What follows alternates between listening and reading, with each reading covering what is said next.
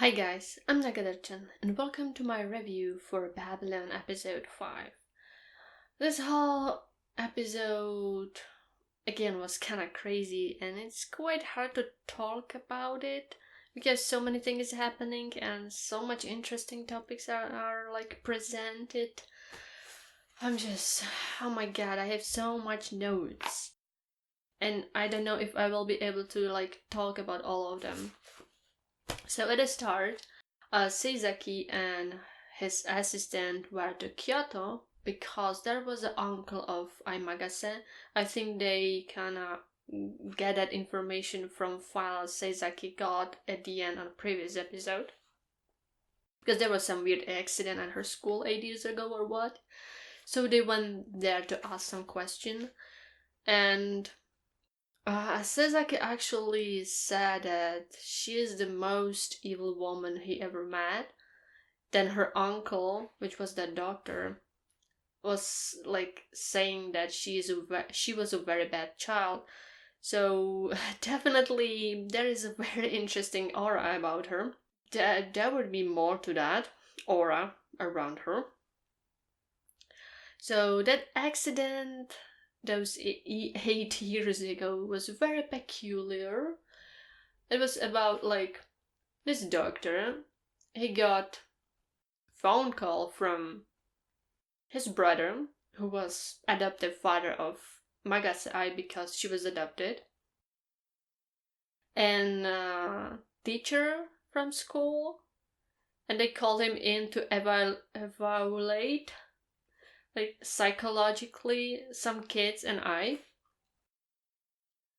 and this was like really creepy, this whole like what he was talking about, that all the kids like he was evaluating told him that like they had some kind of weird like disorder, anxiety disorder, because of Magase, that like she scared them.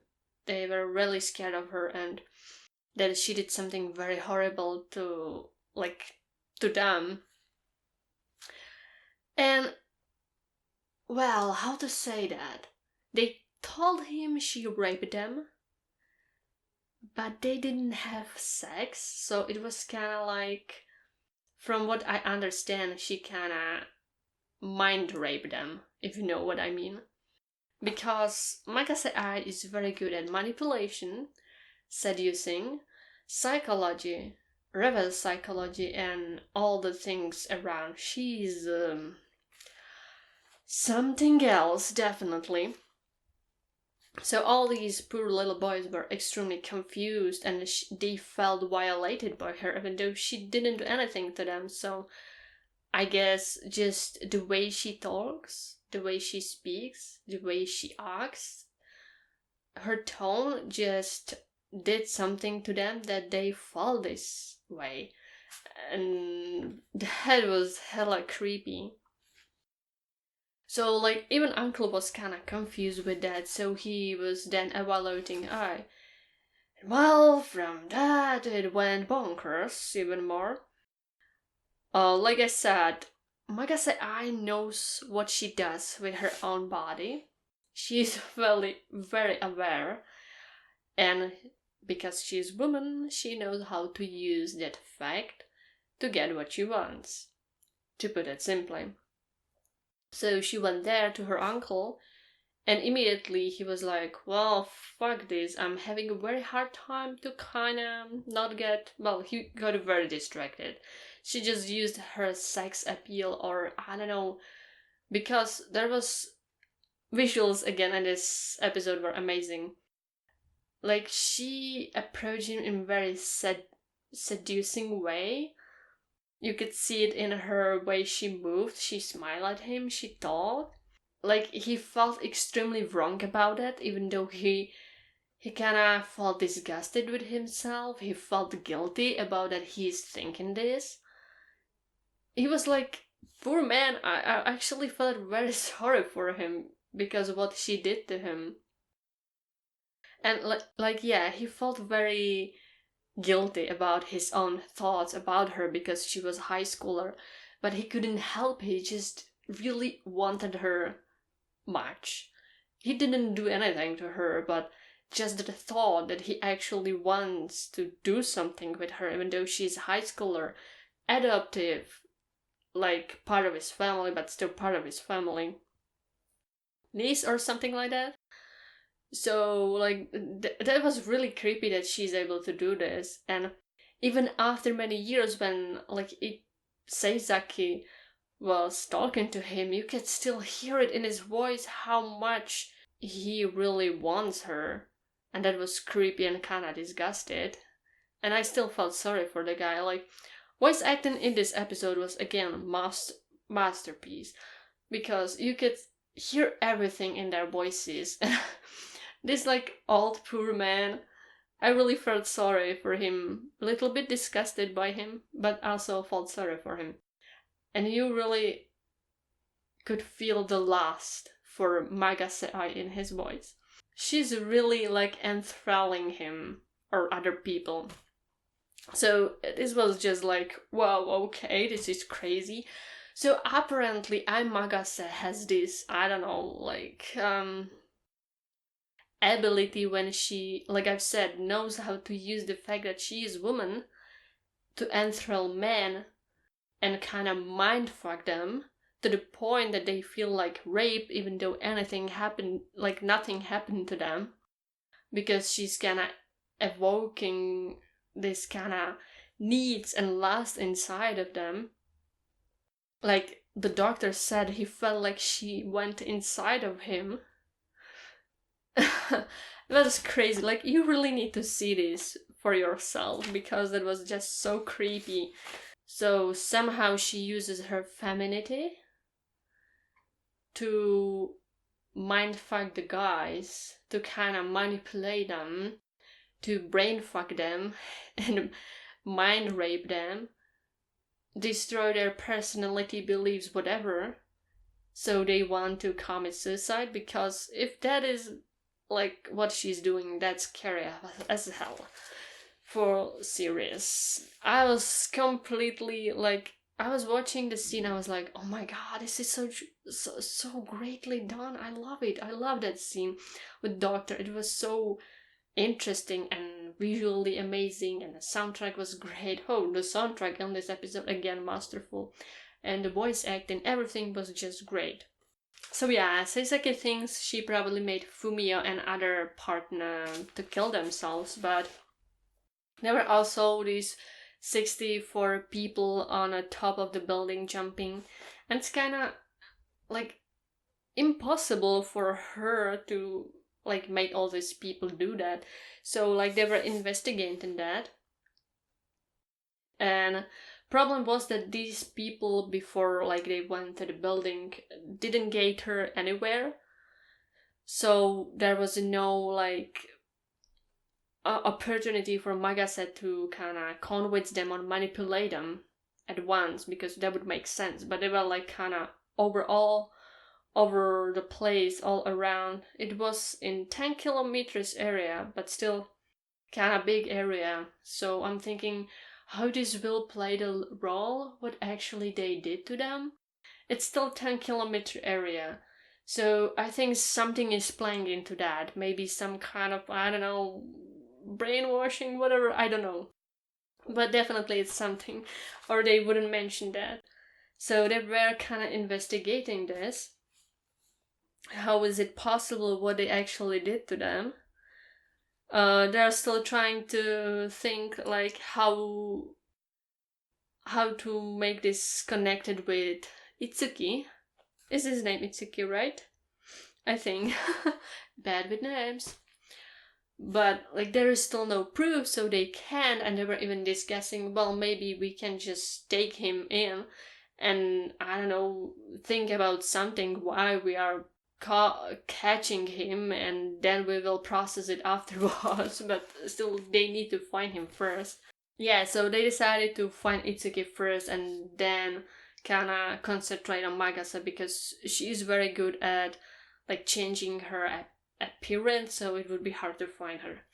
Then there was a very nice talk with assistant of Seizaki, and she kinda like talked with him that she thought that at first that there is some like conspiracy behind this and that they are kind of like hiding illegal things. That's why she was probably so cold towards him.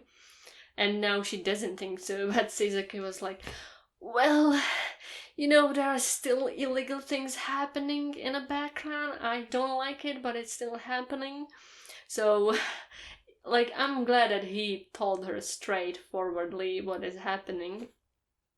And she asked him about justice. I think, what is justice to you, or what justice means?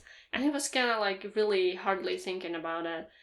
And he was like, I'm not sure actually. I mean, it's very hard to like answer that if you start really thinking about it. It's not just easy answer. So he started to think about it, and he had like very nice speech, and he ended it with that in a way that even if I don't know what actually justice is, or I'm not sure, only thing I can do is to question it. And maybe, I guess, you will figure it out. You just can't be 100% sure that whatever is presented as 100% justice is actually 100% justice, And I like that idea because the world is not just black and white. So, even in this case, like, they're trying to get Itsuki and Magase Ai, but still, like, this whole political things is very shady and in area of gray. For justice, he's trying to get Magase Ai and Itsuki. But if he like would really want to be on a wide spectrum of being like extremely good, he would need to like take down all of these people which are behind the election of Itsuki, because they are doing a lot of shady stuff, and that would be like running into a wall because they have a lot of power. So yeah, that was like a really good point. I really like that. And because of this nice like kind of thing between them, I was immediately like, oh, please no, I have a feeling something bad is going to happen. Thank you very much. So, oh yeah, Itsuki started to move again. I decided to have a public discussion on TV the day before election. I was like, this is a trap. I know it. He's planning something. For goddamn. Like, seriously, I don't feel very good about it. So he will present supporters of his suicide law, but he doesn't mind if there would be people against it. He just wants some, some debate. And I think he wants this debate to actually kind of force people into thinking suicide law is good. I don't know what he's planning exactly, but I'm definitely sure he has a way how to make people believe in his cause. So that's why this public debate is so dangerous, I think. Then Tsutsui called him, but it was actually Magase, so I was like, well, damn. Rip guy, he's dead. Like, seriously, all those poor people dying, goddamn. So she called Seizaki. They immediately started tracking her where she is. But I'm not sure if they actually got the place she was in. We'll see next episode. And she had a very interesting talk. Like, seriously, very interesting talk. She started talking about games, that she want to play games with them. And she actually was talking that she likes games, especially RPGs, because you can be hero in there. And she was talking that she wants to be hero to save people and to fight against big evil. I'm not sure if she means it for real. She's probably just making fun of Seizaki and kind of mind fucking him. I really didn't like that. It was really creepy, especially her voice, very creepy. So she has this weird talk about her wanting to be a hero and save the world against a big evil, and I'm like, girl, I don't trust you. Whatever you say, I don't trust you. And Seizaki was the same, bitch, you just murdered people. Do you think I would believe you that you want to be a hero? Get away, get out of here. So that was kind of funny. But then she said she misses him. And I was like, Okay, please don't do anything to him. And the way she said it sounded so creepy. Like, yeah, I would probably be saying creepy a lot, but this woman is hella creepy. And I don't like her. Like, I'm waiting for the moment she will go after his family or will do something very horrible to him. So, this is so crazy. I just don't know what to think. Like, Ai Magase is great villain. She's very skillful. Like, after this whole episode, I was thinking, like, she's like succubus, you know? Like, human succubus. And that's scary idea. Very scary idea. She's femme fatale, succubus. Some people even wrote horror of Babylon, which actually I guess makes sense. I really need to read that story again. Yeah, I mean, this anime is called Babylon. If they are calling her Horror of Babylon, there must be connection, but I haven't read that story for ages, and I'm not very Bible versed, so I really need to read that. So I guess it makes sense. She's bringing like chaos because she's female and she's using that, and she's doing a lot of bad stuff. I really love this episode. I gave it 8.5 out of 10. Maybe almost 9 out of 10, but there were some episodes I liked more. And this is just so complicated. I'm liking this because it makes me anxious. It's just crazy overall. Magase Ai is amazingly great villain. She's creepy and scary and her skills are great. And I'm worried for characters, and I think it reminds me a little bit of Death Note. It's not that good, but still, it's pretty cool, I would say. And I think that's all. Yeah, goodbye and see you next time.